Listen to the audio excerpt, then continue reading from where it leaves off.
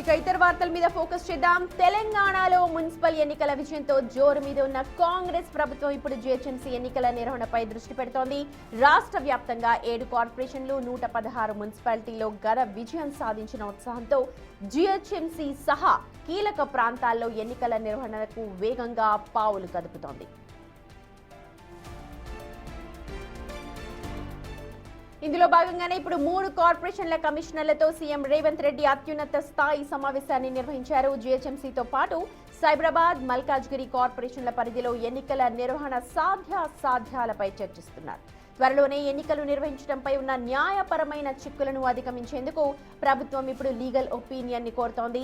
GHMC పాలక మండలి గడువు ముగియడంతో ఏకకాలంలో ఒకటేసారి 3 కార్పొరేషన్లకు ఎన్నికలు నిర్వహించేలా సీఎం రేవంత్ రెడ్డి అధికారులకు దిశానిర్దేశం చేశారు. మున్సిపల్ ఫలితాల ఊపును గ్రేటర్లోనూ కొనసాగించి పట్టు సాధించాలని ఇప్పుడు కాంగ్రెస్ వ్యూహాలు రచిస్తోంది.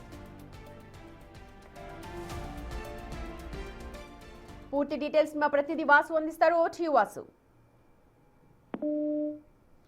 రైట్, ఇప్పటికే ముఖ్యమంత్రి రేవంత్ రెడ్డి ఒకేసారి 3 జీహెచ్ఎంసీ ఎన్నికలు నిర్వహించడానికి కసరత్తు చేస్తున్నట్టుగా తెలుస్తోంది. ఇప్పుడు అధికారులను కూడా పిలిపించుకొని సాధ్యాలపై మాట్లాడుతున్నారు. సైబరాబాద్, మల్కాజ్గిరి వీటన్నిటితో పాటు జీహెచ్ఎంసీతో పాటు సైబరాబాద్, మల్కాజ్గిరి కార్పొరేషన్ల ఎన్నికలను ఈ 3టిని కూడా కలిపి ఒకేసారి నిర్వహించేందుకు కసరత్తు చేస్తున్నారు. ప్రస్తుతం లీగల్ ఒపీనియన్స్ తీసుకునే అవకాశం కనిపిస్తోంది. ఇప్పటికే మున్సిపల్ ఎన్నికల్లో జోరు మీద ఉంది కాంగ్రెస్. ఈ జోరుని ఇలాగే కంటిన్యూ చేయడానికి జీహెచ్ఎంసీ ఎలక్షన్స్ ని కూడా నిర్వహించడానికి సన్నద్ధమవుతున్నట్టుగా తెలుస్తోంది. పూర్తి డీటెయిల్స్ మా ప్రతినిధి వాసు అందిస్తారు. వాసు, తెలంగాణ ముఖ్యమంత్రి రేవంత్ రెడ్డి సచివాలయంలో పురపాలక పట్టణాభివృద్ధి శాఖ పైన సమీక్ష నిర్వహించారు. ఈ సమీక్షకు సంబంధించి కూడా సీఎం సలహాదారు నరేందర్ రెడ్డి, ప్రభుత్వ ప్రధాన కార్యదర్శి రామకృష్ణారావు, మరోపక్క సెక్రటరీ మాణిక్ రాజ్ తో పాటు హెచ్ఎండిఏ కమిషనర్ సర్ఫరాజ్ అహ్మద్ హాజరయ్యారు. అయితే ప్రధానంగా కొన్ని అంశాలకు సంబంధించి ముఖ్యమంత్రి చాలా కీలక ఆదేశాలు జారీ చేశారు. నగరంలో స్మార్ట్ పోల్స్ ఏర్పాటుకు సంబంధించి అధ్యయనం చేయాలని కూడా ఆయన అధికారులు ఆదేశించారు. ట్రాఫిక్ బాగా ఉన్నటువంటి చోట పీపీపీ విధానంలో కూడా స్కైవాక్ బ్రిడ్జిలు కూడా ఏర్పాటు చేయాలని కూడా ఆయన ఇప్పటికే ఆదేశించారు.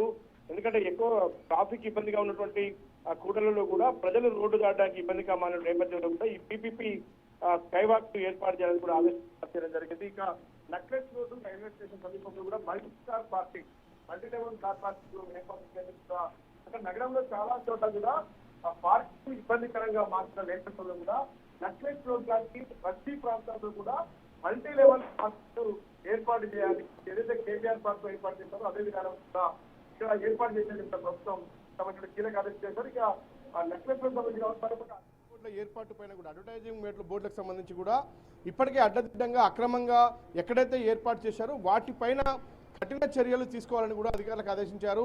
మరోపక్క అడ్వర్టైజింగ్ యాడ్స్ సంబంధించినటువంటి ఏదైతే బోర్డులు ఉంటాయో వాటికి సంబంధించి ఏడాదికి ఒకసారి వాళ్ళ దగ్గర నుంచి ఏదైతే ఫీజు వసూలు చేయాలని కూడా ఆదేశాలు జారీ చేశారు. ప్రభుత్వానికి వచ్చే ఆదాయానికి గండి పడకుండా కఠిన చర్యలు తీసుకోవాలని కూడా అధికారులకు ఆదేశాలు. కొంతమంది అక్రమంగా అడ్వర్టైజింగ్ బోర్డులు ఏర్పాటు చేస్తున్న నేపథ్యంలో వాళ్ళు ప్రభుత్వ ఆదాయానికి గండి కొట్టడం, మరోపక్క అది ప్రమాదాలకు కూడా కారణమవుతున్న నేపథ్యంలో కూడా ఖచ్చితంగా కూడా అడ్వర్టైజింగ్ బోర్డులకు సంబంధించి కఠినంగా వ్యవహరించాలని కూడా ముఖ్యమంత్రి ఆదేశాలు జారీ చేశారు. తద్వారా ప్రభుత్వానికి ఆదాయం రావాలి, మరోపక్క నగర వాసులకు ఇబ్బంది కలగకుండా చూడాలి అధికారులకు ఆదేశాలు జారీ చేశారు. ఇక ప్రభుత్వ కార్యక్రమాల కోసం ఈ 10% అడ్వర్టైజింగ్ బోర్డు నుంచి కేటాయించాలని కూడా కోరడం జరిగింది.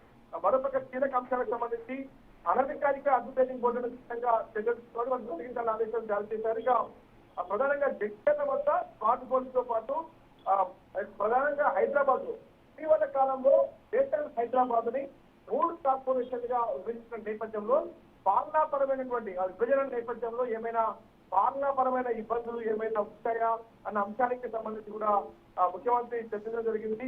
3 కార్పొరేషన్ల పైన కూడా ప్రత్యేక దృష్టి సారించాలి. శానిటైజేషన్ ఏదైతే దానిపైన ప్రధానంగా దృష్టి సారించాలి. వచ్చే కొద్ది రోజుల్లో నేను ప్రతి వార్డులో కూడా పర్యటిస్తాను, ప్రతి కాన్స్టిట్యూన్సీలో కూడా పర్యటిస్తాను. ఎక్కడైతే అధికారులు ఉదాసీనంగా నిర్లక్ష్యంగా వ్యవహరిస్తే ఈ శానిటైజేషన్ విషయంలో కూడా ఖచ్చితంగా కూడా వాళ్ళపైన కఠిన చర్యలు తీసుకున్నాను. అక్కడికక్కడే సస్పెన్షన్స్ చేస్తానందుకు కూడా ఆయన ఆదేశాలు జారీ చేశారు. నగర వాసులకు సంబంధించి పారిశుద్ధ విషయంలో చాలా జాగ్రత్తగా అధికారులు ఉండాలని కూడా ఆదేశాలు జారీ చేయడం జరిగింది. ఆయన త్వరలోనే ప్రతి జోన్లో పరిస్థితులను కూడా రేవంత్ రెడ్డి అధికారులకు చెప్పడం జరిగింది. ఇంకా రైట్ వాసు, థ్యాంక్ యూ.